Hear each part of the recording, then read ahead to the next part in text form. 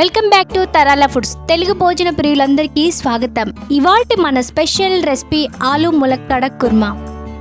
దీనికి కావాల్సిన పదార్థాలు కింద డిస్క్రిప్షన్లో ఇచ్చాను. మరి తయారు చేయ విధానం చూద్దామా?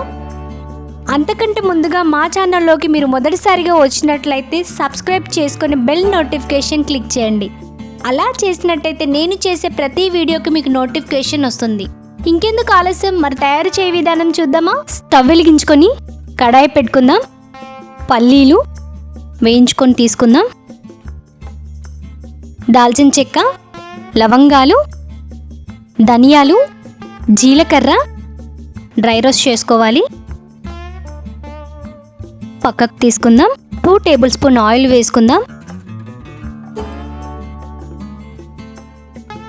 ఆయిల్ వేడెక్కాక జీలకర్ర, పచ్చిమిర్చి చీలికలు, పసుపు వేసుకొని కలుపుకుందాం. అల్లం వెల్లుల్లి పేస్ట్ వేద్దాం. ఇప్పుడు ములక్కాడ ముక్కలు, ఆలు ముక్కలు ఒకసారి బాగా కలుపుకుందాం. పెట్టి ఒక 2 నిమిషాలు అలా వదిలేద్దాం. చూద్దామండి. ఇప్పుడు కచ్చా పచ్చా చేసుకొని పెట్టుకున్న ఆనియన్ పేస్ట్ వేద్దాం. ఒకసారి కలుపుకొని మూత పెట్టుకుందామండి, పచ్చివాసన పోయే వరకు. చూద్దామండి.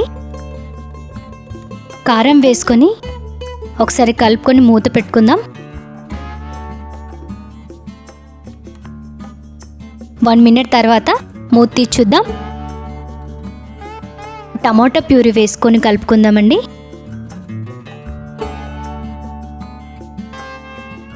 మూత పెట్టుకొని మగ్గనిద్దాం.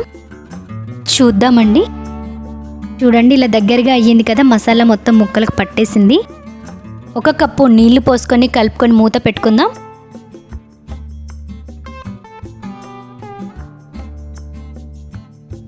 ఐదు నిమిషాలు ఉడకనిద్దామండి. చూద్దామండి. రుచికి సరిపడా ఉప్పు వేసుకుందాం.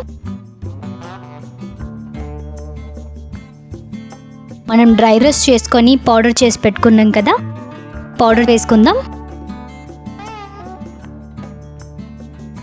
1 టేబుల్ స్పూన్ ఎండు కొబ్బరి పౌడర్ వేసుకుందాం.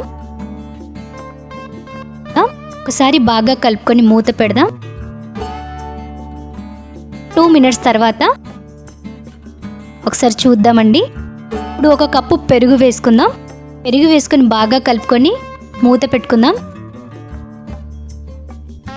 2 మినిట్స్ తర్వాత చూద్దామండి.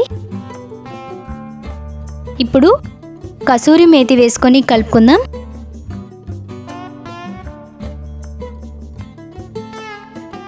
ఒక 4 నిమిషాలు ఉడకనిద్దామండి.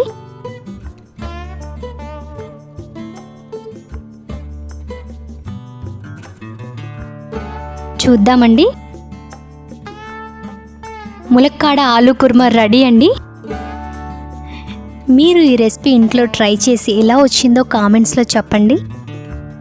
మీకు నచ్చినట్లయితే ఈ వీడియోని లైక్ చేయండి, షేర్ చేయండి, సబ్స్క్రైబ్ చేయడం మర్చిపోవద్దు సుమా.